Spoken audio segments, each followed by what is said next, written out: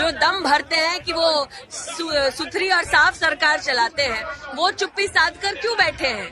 आज देश की जनता ये पूछ रही है कि प्रधानमंत्री ने देश की संसद में आश्वासन दिया था कि 100 दिन में महंगाई को कम करेंगे। फिर बार बार करीबन 17 से 18 बार प्रधानमंत्री के कार्यालय ने और कांग्रेस की सरकार ने पेट्रोल और डीजल के दाम क्यों बढ़ाए हैं? ये बात करीब 8 साल पुरानी है। तब केंद्र में मनमोहन सिंह की सरकार थी, विपक्ष में थी भारतीय जनता पार्टी।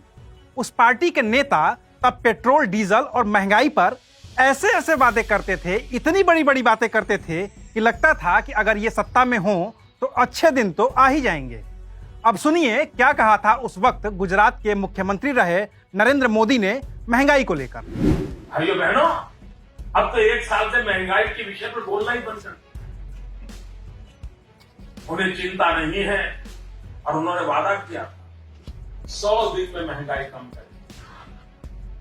आदरणीय प्रधानमंत्री जी, आप महंगाई कम कर पाओ या न कर पाओ, कम से कम अटल बिहारी वाजपेयी जहां छोड़ के गए थे वहां तो ला करके रख दो। अब अगर उस वक्त के नेता और गुजरात के मुख्यमंत्री रहे नरेंद्र मोदी की ही बात माने तो अटल बिहारी वाजपेयी के कार्यकाल के अंतिम दिनों में यानी कि मई 2004 में पेट्रोल की कीमत करीब 35 रुपए 71 पैसे हुआ करती थी।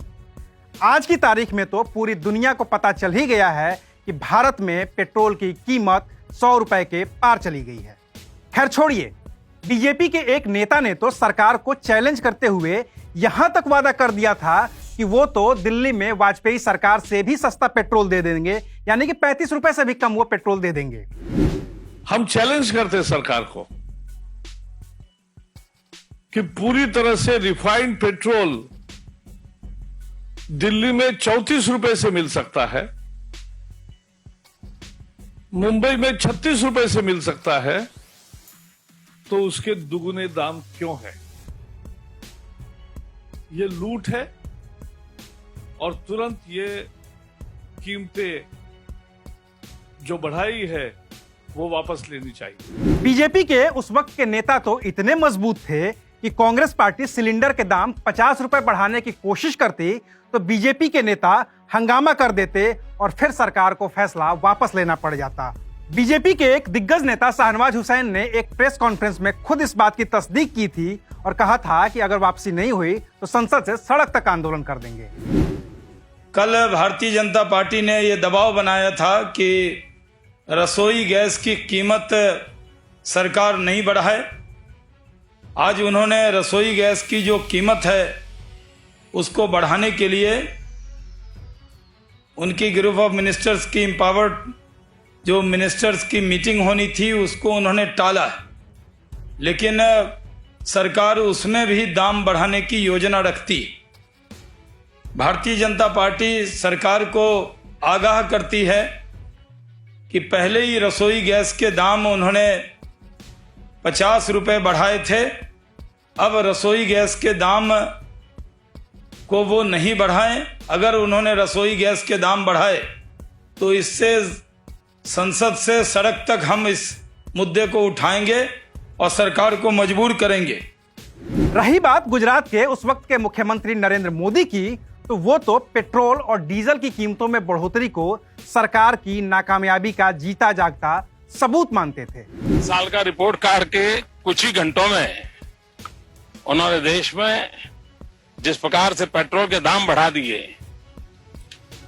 ये दिल्ली सरकार की शासन चलाने की नाकामयाबी का जीता जागता सबूत है। देश की जनता के अंदर भारी आक्रोश है और इसके कारण और भी चीजों पर बहुत बड़ा बोझ होने वाला है, सरकार पर भी बहुत बड़ा बोझ होने वाला है। मैं आशा करूंगा कि प्रधानमंत्री जी देश की स्थिति को गंभीरता से लें और पेट्रोल के दाम बढ़ाए हैं उसको वापस करें। अभी जिस एक्साइज ड्यूटी को बढ़ाने को लेकर लोग सरकार की आलोचना कर रहे हैं, विपक्ष आलोचना कर रहा है, ठीक ऐसे ही आलोचना 8 साल पहले बीजेपी भी किया करती थी और तब वो विपक्ष में हुआ करती थी।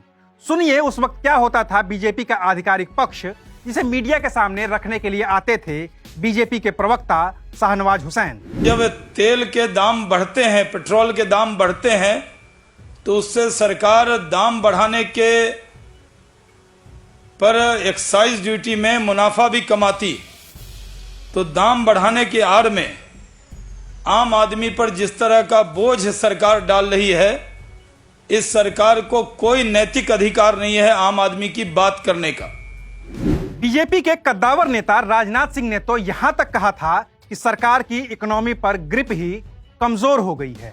मुझे ऐसा लगता है कि इस कंट्री की इकोनॉमी पर इस गवर्नमेंट की जो एक पकड़ होनी चाहिए, एक ग्रिप होनी चाहिए, वो पूरी तरह से समाप्त हो गई है और जैसे लगता है कि हमारे देश की इकोनॉमी एकदम बिल्कुल डायरेक्शनलेस हो गई है। अब आपको भी बीजेपी के इन नेताओं का बयान सुनकर ये तो लग ही रहा होगा कि काश केंद्र में भाजपा की सरकार होती तो स्थितियां दूसरी होती।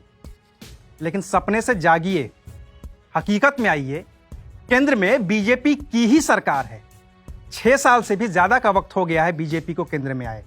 नरेंद्र मोदी प्रधानमंत्री भी बन गए हैं, लेकिन तेल के दाम वाजपेयी सरकार वाले नहीं हैं, मनमोहन सिंह वाले भी नहीं हैं, पहली वाली मोदी सरकार वाले भी नहीं हैं, जिसमें वो कहते थे कि तेल के दाम कम हुए या नहीं हुए। पेट्रोल के दाम कम हुए कि नहीं हुए, डीजल के दाम कम हुए कि नहीं हुए, आपका फायदा हुआ कि नहीं हुआ। अगर मोदी का नसीब देश की जनता के काम आता है तो इससे बढ़िया नसीब की बात क्या होती है भाई। अब तो ये दाम 100 के पार हैं। पिछले 6 साल से मोदी जी ही हमारे प्रधानमंत्री हैं, लेकिन इस बढ़ी हुई कीमत के लिए वो अब भी पुरानी सरकारों को ही कोस रहे हैं। जरा सुनिए कि उन्होंने क्या कहा था। India imported over 85% of oil and 53% of gas to meet the domestic demand. Can a diverse and talented nation like ours be so energy important dependent? I do not want to criticize anyone, but I want to say, had we focused on these subjects much earlier, our middle class would not be burdened. और यही बोलकर मोदी जी हमेशा ही दिल जीत लेते हैं। वो सच बोलते तो हैं, लेकिन महाभारत के नरों व कुंजरों जैसी बात भी कर देते हैं कि जो बात उनको सूट नहीं करती है वो किसी को समझ ही ना आए, इसलिए वो बोली ही ना जाए। लेकिन हम समझाते हैं।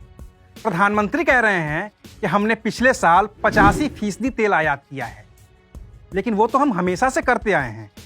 अपने यहाँ कोई तेल के कुएं तो है नहीं कि गए और बाल्टी भरकर तेल निकाल लिया और फिर अपनी गाड़ी में डाल लिया। रही वो बात जो प्रधानमंत्री मोदी ने हमको नहीं बताई, तो वो ये है कि पिछली सरकार में जब मनमोहन सिंह अपने कार्यकाल के अंतिम दिनों में थे और फिर बाद में नरेंद्र मोदी प्रधानमंत्री बने थे, तो उस वक्त केंद्र सरकार पेट्रोल पर 9 रुपए 48 पैसे एक्साइज ड्यूटी लेती थी और डीजल पर 3 रुपए 56 पैसे। अब जब प्रधानमंत्री कह रहे हैं कि हमें 85% तेल आयात करना पड़ रहा है, तो सरकार पेट्रोल पर 32 रुपए 98 पैसे एक्साइज ले रही है, जबकि डीजल पर यह रेट 31 रुपए 83 पैसे प्रति लीटर है। अब जरा गुजरात के तत्कालीन मुख्यमंत्री नरेंद्र मोदी की बात फिर से याद करिए, जिसमें वो मनमोहन सरकार से मांग कर रहे थे कि वाजपेयी सरकार वाला रेट लागू किया जाए। आदरणीय प्रधानमंत्री जी, आप महंगाई कम कर पाओ या न कर पाओ, कम से कम अटल बिहारी वाजपेयी जहां छोड़ के गए थे वहां तो ला करके रख दो। और अब मोदी सरकार ने तो वाजपेयी सरकार के रेट के बराबर एक्साइज ड्यूटी वसूलनी शुरू कर दी है, तो दाम तो 100 के पार होंगे ही। बाकी जाते जाते बीजेपी का ये पुराना पोस्टर देख लीजिए जो आपको स्क्रीन पर नजर आ रहा होगा और जो उसने 2014 में चुनाव से ठीक पहले बनवाया था। बहुत हुई डीजल पेट्रोल पर महंगाई की मार, अब की बार मोदी सरकार। शुक्रिया, आप देख रहे थे अनकट।